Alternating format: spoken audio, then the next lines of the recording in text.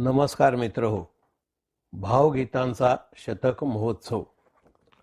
संगीत हे मानवा इतके आदिम असून नवशिशूचे पहिले रुदन हा जिवंतपणाचा पहिला साक्षात्कार आहे. वेदकाळ हा इसवी सन पूर्व 2000 असून यामध्ये मंद्र, मध्य व उच्च स्वरांबद्दल माहिती दिली असून त्यातील ऋचा कशा गाव्यात याचाही उल्लेख यामध्ये केलेला आहे.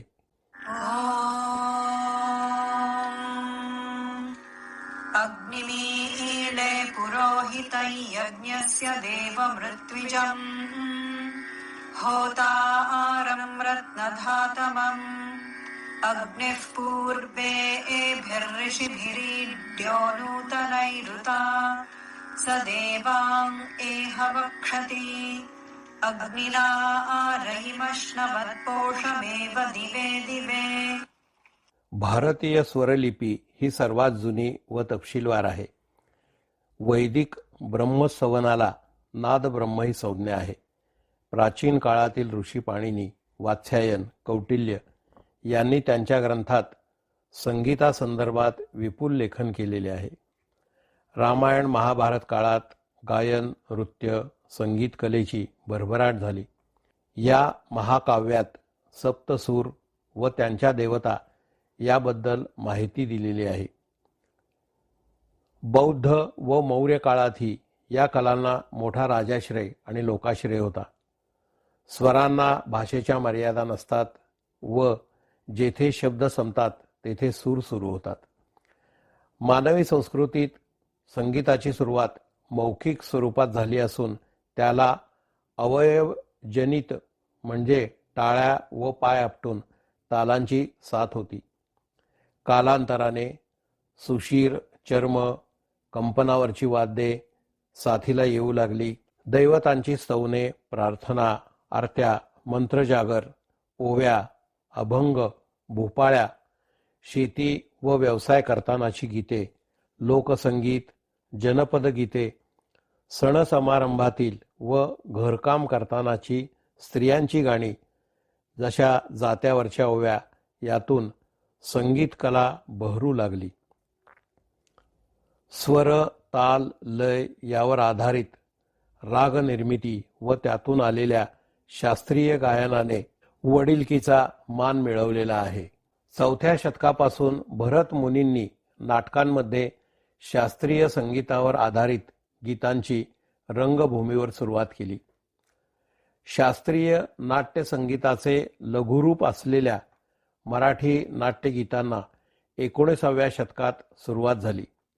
रंगमंचावर एकाच वेळी अनेकांना दृकश्राव्य माध्यमातून संगीत ऐकण्याची सुविधा प्राप्त झाली व याला उदंड प्रतिसाद मिळाला. या सुवर्ण नाट्ययुगाने प्रेक्षकांचे मनोरंजनच केले.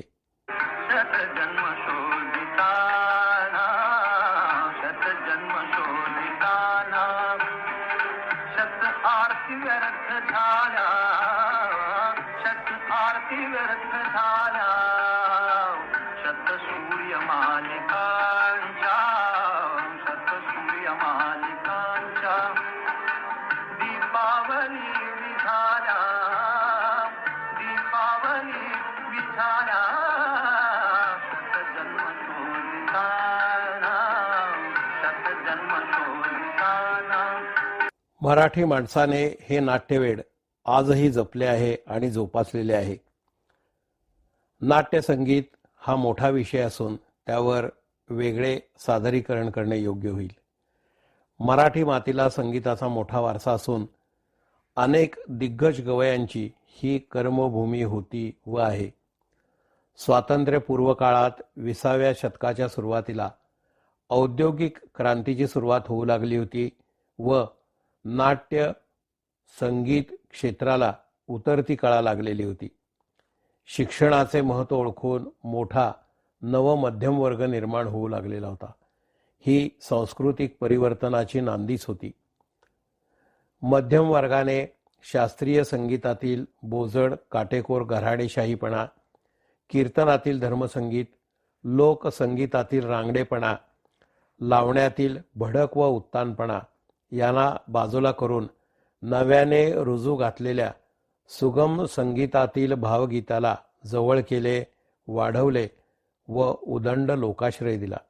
शास्त्रीय व नाट्य संगीतावर आधारित नव्याने केलेली मांडणी किंवा जुन्या मूल्यांची नवरचना केलेले भावगीत ही एक प्रकारे 3 मिनिटांची मैफलच आहे. प्रेम, विरह, भक्ती, निसर्ग, भावना इत्यादी भावगीतांचे मुख्य विषय आहेत. गीतगुण असलेल्या कवितेतील चित्तवृत्तीने उथमलेली सोपी, सुटसुटीत, अर्थगर्भित शब्दरचना, सुंदर स्वरसंगीत व सादर करणारा सुरेल श्रवणीय सूर श्रोत्यांना खूप भावला. सहज गुणगुणता येणारी, लक्षात राहणारी, ओठावर रुळणारी अशी भाव असलेली गीतेच कालौघात टिकली. कविता ही गूढ, सूचक, वैयक्तिक आणि अल्पाक्षरी आहे, तर गीतांसाठी सोपेपणा, सहजता, नाट्यात्मकता, चित्रदर्शित्व, ऐकता क्षणी अर्थ उलगडणारी अशी शब्दकळा यांची गरज असते. गीतातील शब्द हे चैतन्य आहेत. त्याचा स्पष्ट उच्चार व्हायला हवा. गीतांच्या आशयाकडे सुरांनी लक्ष वेधले पाहिजे. गायकाच्या दृष्टीने कला प्रकट व्हायला हवी, तर कलाकार अदृश्य राहायला हवा. अप्रतिम काव्यरचना करणारे गीतकार, त्याला उत्तम स्वरसाज देणारे वाकबगार वादकचमू व आत्मीयतेने शब्दसुरात गाऊन श्रोत्यांपर्यंत पोचवणारे गायक हे भावगीताचे मुख्य स्तंभ आहेत. यांच्या त्रिवेणी संगमामध्ये भावगीतांच्या अमृतात न्हावून निघणाऱ्या श्रोत्यांवर त्यांचे मोठे ऋण आहे. त्याची उतराई होण्याच्या विचाराने 1925 साली पहिल्या गायलेल्या भावगीताला 100 वर्षे पूर्ण होत आहेत. त्याचा शतक महोत्सव दृकश्राव्य माध्यमात काही भागामध्ये मी सादर करीत आहे. एक सादरीकरणासाठी मिळालेली व मिळवलेली माहिती पुस्तके, माध्यमे, आंतरजाल इत्यादींच्या आधारे घेतलेली आहे. त्यातील सत्यतेच्या मर्यादा आपण लक्षात घेऊया. जुन्या गाण्यातील ध्वनिमुद्रण दोष, एकाच कालखंडातील गीतांच्या क्रमवारीत फरक असणे या गोष्टी अपरिहार्य आहेत. विस्तार भयास्तव भावगीतांचे दालन समृद्ध करणाऱ्या सर्वांचा उल्लेख करता आलेला नाही. मात्र शक्य तेथे संदर्भानुसार त्या व्यक्तींचे योगदान व गीतांचा उल्लेख केलेला आहे. जिज्ञासूंना ही गीते आंतरजालावरून ऐकता येतील. गीत सादरीकरणाच्या सुरुवातीच्या काळात ध्वनिक्षेपकाशिवायच गायकांनी स्वतः पेटी वाजवून, साथीला तबला वादक घेऊन खाजगी व खुले मंचीय कार्यक्रम करून भावगीतांची आवड जनमानसात निर्माण केली. 1931 साली सुरू झालेल्या आकाशवाणीमुळे भावगीतांचा स्वर दूरवर सर्व स्तरांवर पोचला. ही भावगीते सर्वांना विनासायास ऐकण्यासाठी उपलब्ध झाल्यामुळे लक्षपूर्वक, आत्मीयतेने व कान देऊन ऐकणारा नवा सजग श्रोतृवृंदही निर्माण होऊ लागला. नदी किनारी नदी किनारी नदी किनारी ग नदी किनारी नदी किनारी नदी किनारी ग नदी किनारी नदी किनारी नदी किनारी दुसरे तिसरे नव्हते कोणी तुझे हसले डोळे दोन्ही अवखळ बिजली भरली माझ्या अवखळ बिजली भरली माझ्या उरात सारी ग नदी किनारी नदी किनारी नदी किनारी. ध्वनिमुद्रिका, संगीत रंगभूमी, चित्रपट व दूरदर्शन यांनी त्या काळात गीतांना प्रचंड प्रसिद्धी मिळवून दिली. आकाशवाणीवरचे आपली आवड व अन्य भावगीतांचे कार्यक्रम, दूरदर्शनवरील सारेगमप, गौरव महाराष्ट्राचा भव्य रंगमंचीय सादरीकरणाचे प्रयोग, ज्याप्रमाणे नक्षत्रांचे देणे, संगीत रजनी, माझे जीवन गाणे, अक्षय गाणी, मंगल गाणी, दंगल गाणी यांनी ही गीते सुदूर तळागाळापर्यंत पोचवली. या सुमारास नवतंत्र युगातील ध्वनिफिती, संक्षिप्त ध्वनी चकत्या, आंतरजाल, अन्य माध्यमे, भ्रमण दूरध्वनी यांनी या संगीत क्षेत्रात मोठी क्रांतीच घडवली. भावगीतांनी मराठी भाषेच्या सौंदर्याची व शब्द सामर्थ्याची ओळख जागतिक स्तरावर करून दिली. भावगीत हे निखळ मनोरंजन व ऐकण्याच्या साधनाबरोबरच अनुभवण्याचे उत्तम माध्यम आहे याचा संकेत दिला. 20व्या शतकाच्या शेवटच्या दशकापर्यंत अर्थवाही गीतरचना, वाकबगार संगीतकार, वादकांच्या साथीने गायकांनी आपल्या सुरेल स्वरात एक दिलाने गायल्या. त्या रसिकांच्या हृदयाला, काळजाला भिडल्या व त्यामुळेच त्या काळाच्या कसोटीवर टिकल्या. मंचीय भव्य कार्यक्रमात वा स्पर्धा परीक्षात अशाच गाण्यांची निवड होऊन त्यांना पसंतीही मिळते.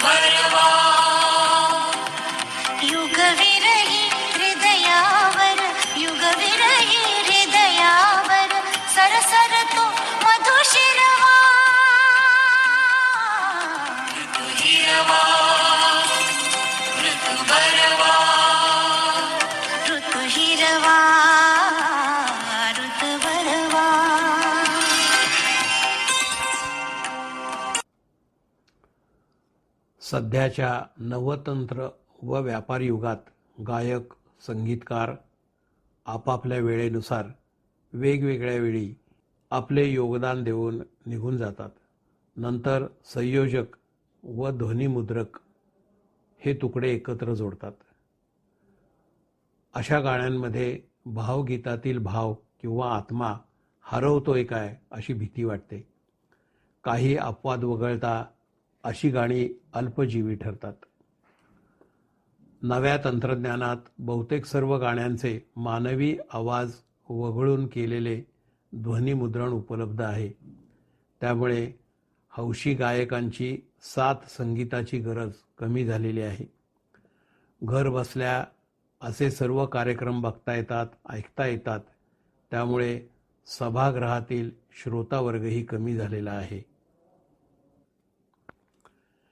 शास्त्रीय संगीत, सुगम संगीत व पाश्चात्य संगीत याच्या एकत्रीकरणात भावगीतांची परिभाषा विस्तारत आहे. आंतरजालावरून सामान्य श्रोता गायक, संगीतकारांशी थेट संपर्क व संवाद साधू शकतात. कदाचित त्यामुळे गीतांची उंची, परिमाण, सर्जनशीलता व उत्पादन क्षमता उंचावेल अशी आशा आहे. भावगीतातील भाव व आत्मा टिकला तर नवे गीतकार, गायक, संगीतकार हा भावगीतांचा प्रवाह खळाळता ठेवतील अशी आशा आहे. अर्थवाही शब्द, सुयोग्य चाल, मधुर आवाज या त्रिसूत्री तत्वानुसार चालल्यास नवगीतेसुद्धा सांस्कृतिक समृद्धीची संवेदनशीलता टिकून ठेवतील अशी आशा आहे. युवा संगीतकार व नवे कवी नवे प्रयोग करत आहेत. पारंपरिक सूर व आधुनिक चाल नव्या पिढीला आकर्षित करत आहेत. काळजाला स्पर्श करणारा भावगीतांचा अवकाश सांस्कृतिक समृद्धीचा संवेदनशीलतेचा भाग आहे. भावगीतांचे पालक व श्रोता म्हणून आपली जबाबदारी आता वाढलेली आहे. सरली बाई बरसात पिकातून बहरून आली रात, पिकातून बहरून आली रात, झुलत झुलत झाडात हालते हालते नभ आले दारात. सरली बाई बरसात. या प्रदीर्घ प्रस्तावनेच्या नांदीनंतर आपण भावगीतांच्या वाटचालीकडे वळूया. आद्य भावगीत गायक व संगीतकार जी.एन. जोशी, गायक जे.एल. रानडे व पंडितराव नगरकर आणि गीतकार कवी नाग देशपांडे यांची जन्मवर्षे 1905 ते 1910 या दरम्यानची आहेत. जी.एन. जोशी व नाग देशपांडे हे दोघे वर्गमित्र. ना. घ. देशपांडे यांच्या राना रानात गेली बाई शिळ या कवितेला जी.एन. जोशी यांनी पिलू रागातील सुंदर चाल बांधली. मर्यादित वाद्यांचा वापर करून आपल्या सुरेल आवाजात त्यांनी हे भावगीत खुल्या मंचीय कार्यक्रमात व खाजगी कार्यक्रमामध्ये सादर केले. त्याला रसिकांचा उत्स्फूर्त प्रतिसाद मिळाला. 1 जानेवारी 1931 रोजी आकाशवाणीवरून हे गीत प्रसारित झाले आणि राना रानात गेलेली शीळ रसिकांच्या कानाकानामध्ये अलगद जाऊन पोचली. याचे प्रचंड यश लक्षात घेऊन राना रानात गेली शीळ आणि नदी किनारी ग या दोन्हीही जी.एन. जोशींच्या गीतांच्या ध्वनिमुद्रिका HMV कंपनीने काढल्या. त्याच्या खपाने पूर्वीचे विक्रम मोडले. हीच ती भावगीतांची पहाट व भावगीतोदय होय. जी.एन. जोशी यांना आद्य भावगीत गायक व भावगीतांचा जनक या बिरुदावल्या प्राप्त झाल्या.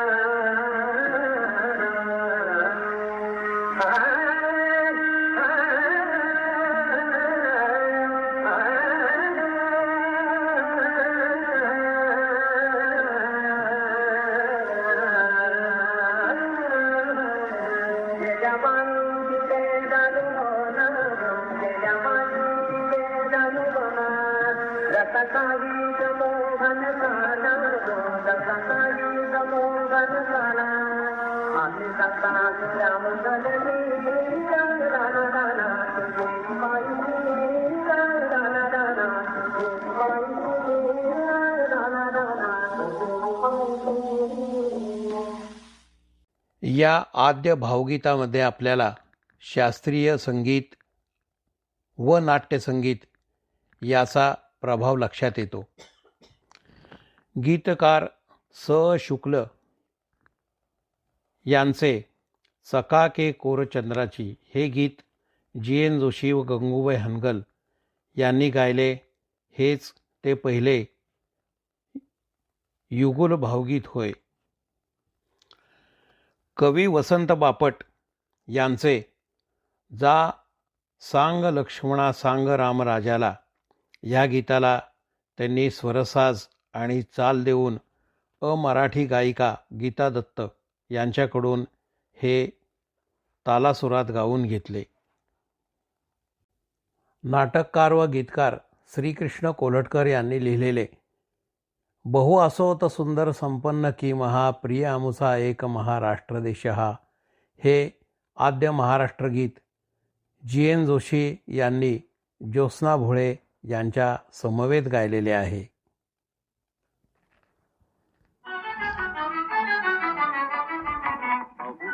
सुंदर संपन्न के महा प्रियामुचा एक महाराष्ट्र देश हा प्रियामुचा एक महाराष्ट्र देश हा गगन भेदी गिरविण आणून जिथे उणे आकांक्षा पुरते जिथे गगन ठेंगणे अटके वर जेथले तुरंगी जल पिणे एकाडे काय जलाशयन दाविणे पौरुषासी अटक गमे जेथ दुस्सहा प्रियामुचा एक महाराष्ट्र देश हा प्रियामुचा एक महाराष्ट्र देश हा. 1936 साली GN जोशी यांनी परदेश प्रवास केला. त्या ठिकाणी त्यांनी भावगीताचे सुमारे 50 मंचीय कार्यक्रम सादर केले. या सर्व प्रथम विक्रमांचे मानकरी हे GN जोशी हे आहेत. HMV मध्ये अधिकारी म्हणून कार्यरत असताना त्यांनी अनेक अज्ञात गीतकार व संगीतकारांना पुढे येण्याची संधी दिली व प्रोत्साहन दिले.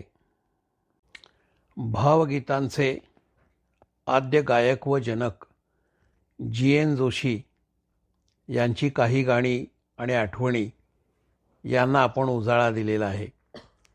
येथे आपण पहिल्या भागाला पूर्णविराम देऊन दुसऱ्या भागाकडे वळूया. धन्यवाद.